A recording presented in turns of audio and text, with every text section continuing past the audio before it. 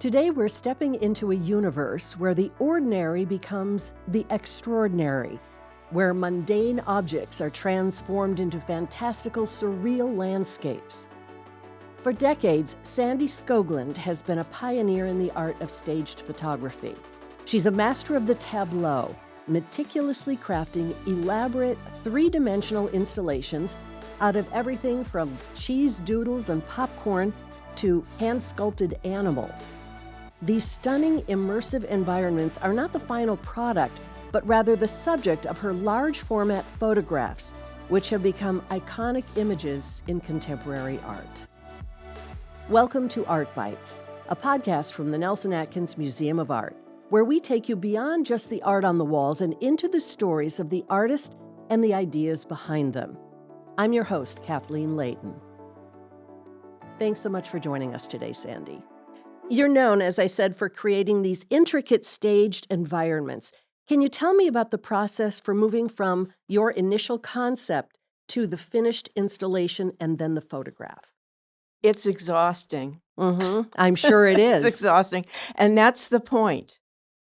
The point is to choose a meaningful struggle, not to just say, well, I'm struggling, but to actually decide to struggle with something. So the ideas are always very, very old. They germinate.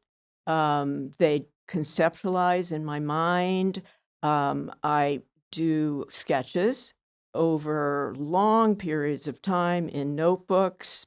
But it isn't just sketching. It's really also daydreaming. I mean, my work is always talking to me. We are not separate from the world. We're made of molecules right now. There are molecules all around us, and we're just part of that. We're embedded in it. We're not. We don't even need to talk about being immersed because we are immersed. We are scientifically. So it's a lengthy process. And one more thing is that I deliberately chose that length because from my point of view in the art world, it's often not the case that it's a lengthy, involved process. So I kind of chose that.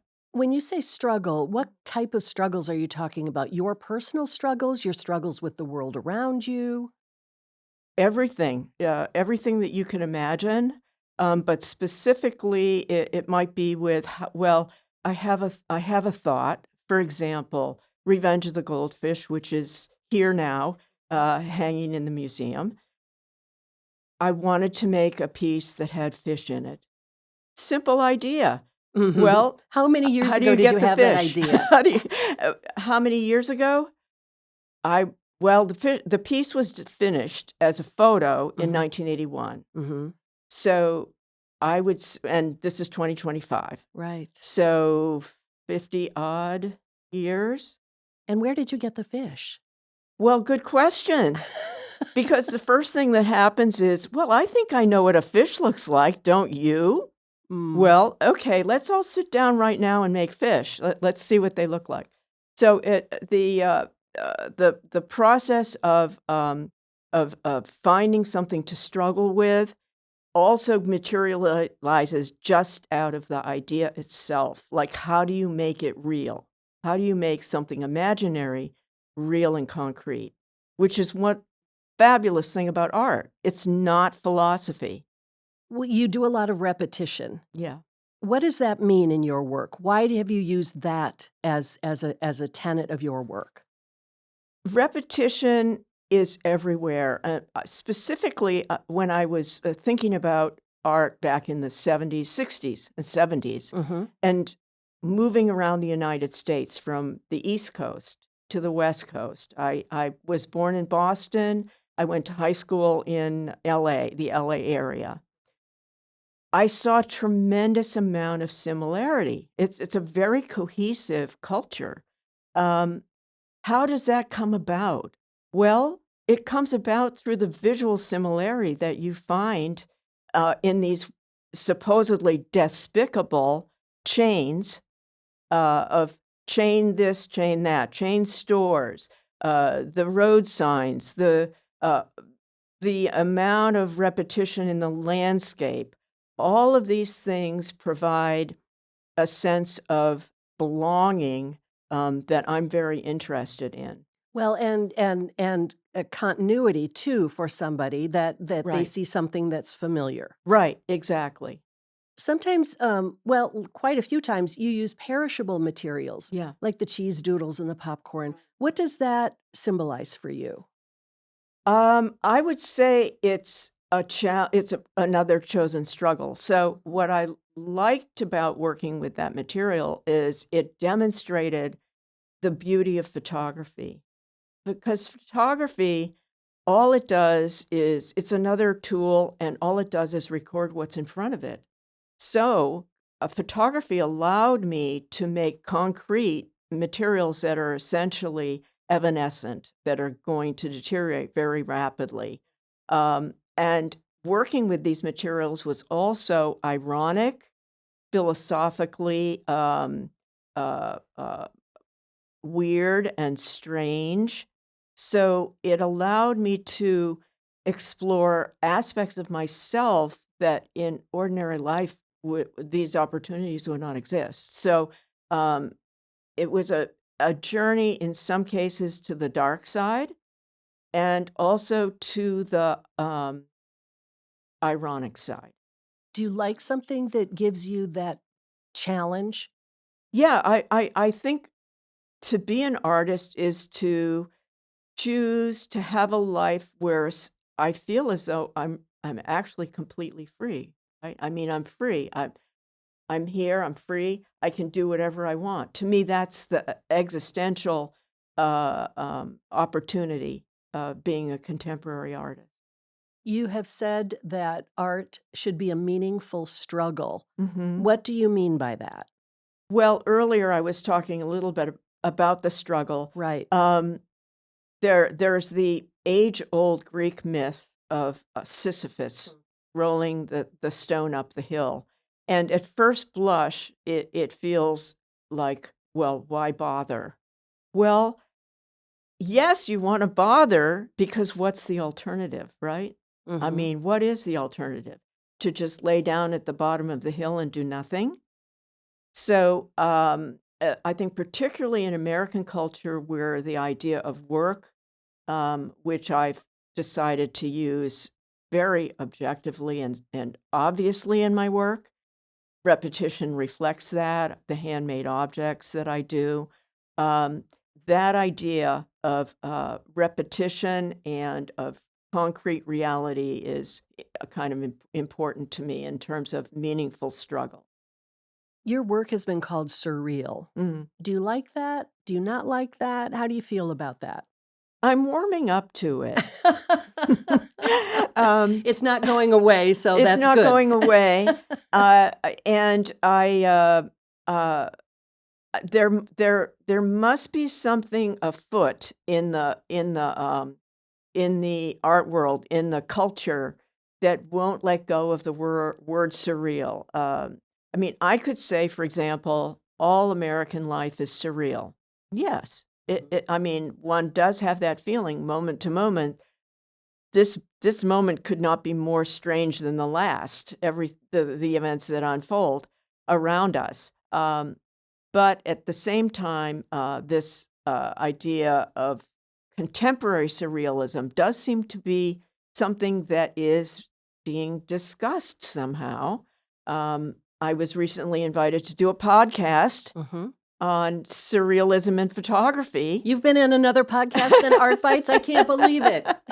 So, I mean, it has caused me, frankly, to be reading about particularly women in traditional surrealism, which is to say the early 20th century and that particular movement.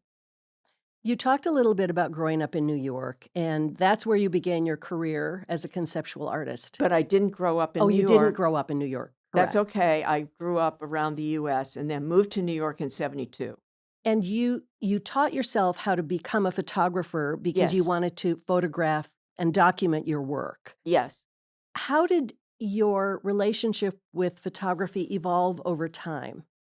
Well, my first impression of photography when I was a graduate student at the University of Iowa in 1969 to 71 and 2, my first impression was disdain. My first impression was it's mechanical. The people that are doing it, my fellow colleagues in the school, the work was not interesting to me at all. I was majoring in painting.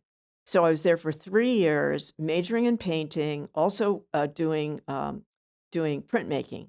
So my first impression, takeaway, all through all those years of tremendous amount of art history. I studied in Paris when I was an undergrad at Smith College.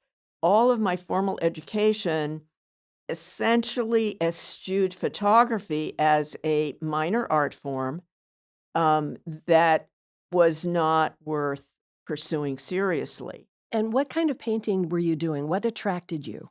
Well, I never did painting. So the art world, which is reflected in graduate schools, the art world at the time, this would be again, 69, 70, 71, the art world at the time was at the end of what's called modernism. So essentially, modernism was about simplifying and getting rid of this and getting rid of that. So modernist painting became more and more simple and then degenerated, if you will, or evolved into minimalist painting, which was painting about painting ultimately. And that led to conceptualism in the 1972 and 73 when I first moved to New York.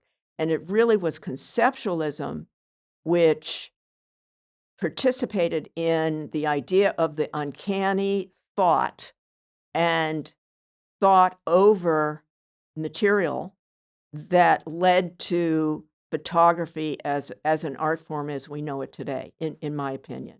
And so you did evolve into a photographer. So I learned photography through the back door.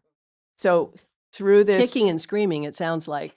Well, I would say I was not kicking and screaming because by that time I was looking at the photography of works that are in your show now, which are More is More. The works in that show heavily influenced me in the sense that I was like a sponge. I mean, I arrived in New York. I saw that work that's now hanging on your walls, 2025. I saw that work hanging on the walls first in New York galleries in 1972, 1973, and I was blown away. I was awestruck by the originality of the approach to the medium of photography. And what characterized most of it was the attitude of the photographer was that I am not a photographer. It was, I'm going to take up this camera and I'm just going to take pictures. And what's important is my idea and not the camera. Because the camera worship that's very common in the medium of photography is not productive. So that really impressed me. It's camera worship. What do you mean by that? Yeah. Well, when I walked in here, we talked about cameras. So camera worship, I mean, particularly again, as an outsider, it falls on deaf ears. It's just completely not interesting. I mean, you might as well be rocket scientists talking about rockets, you know. It's a distortion of the place of creativity in terms of the production of an image. So the creativity is not in the machine. The creativity is in the person. So how do you feel about digital technology like Photoshop and manipulating photos? Love it. I totally love it. I mean, before Photoshop, which would be 1980 maybe, before Photoshop, what I had evolved into, to kind of answer your earlier question a little more, I learned photography by going to the photo store in New York. And there were hordes of people trying to get, I mean, it was New York, so everything's competitive. There's too many people and whatever. And I literally learned photography by talking to the guy behind the counter. And I would say, how do I get this red more red? It's blurry and then I would have conversations about technology because I started to develop in my mind's eye the kind of picture I wanted to take. And I can tell you exactly what it looked like. It did not look like a photograph.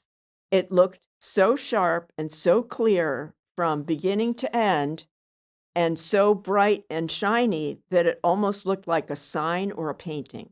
That was my goal back in 1980. And it took me through all of the different techniques and processes. So I learned, and just by buying equipment, trying it, failing, failure is really important. I love failure. Failure is what makes life worth living, actually. Why? Because, of course, you feel terrible, but then you overcome it. We all do. Everybody steps up from their failures. So that's an important part of the engine of the thrill for me in terms of learning photography. Learning is one thing. You've had such a long and successful career. What is it about making this art that feeds you? Why do you keep doing it? What is the reason in Not knowing. not knowing? Yeah, something. Mhm. It doesn't have to be a big thing, though.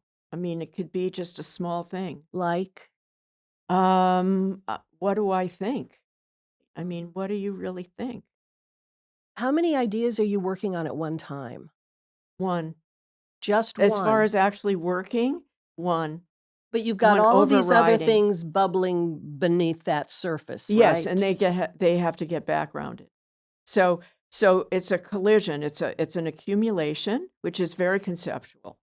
In terms of conceptual art, accumulation as a practice is reflected in 1970s sculpture.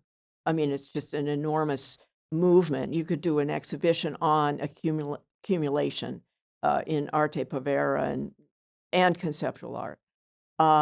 So the accumulation process for me is a prioritizing because you really have to. You're just a person. You're just one little tiny person, and you don't want to go crazy. So you want ultimately to survive, to find your voice, to always be authentic, and that in itself is, I mean, that's every day. I mean, you wake up like, okay, this is one day in my life. It's going to be authentic. I'm going to have my eyes open. I'm going to look around, and I'm going to participate. I was just going to ask this question, but it sounds like you almost just answered it. You have been such a key figure in stage photography for so long.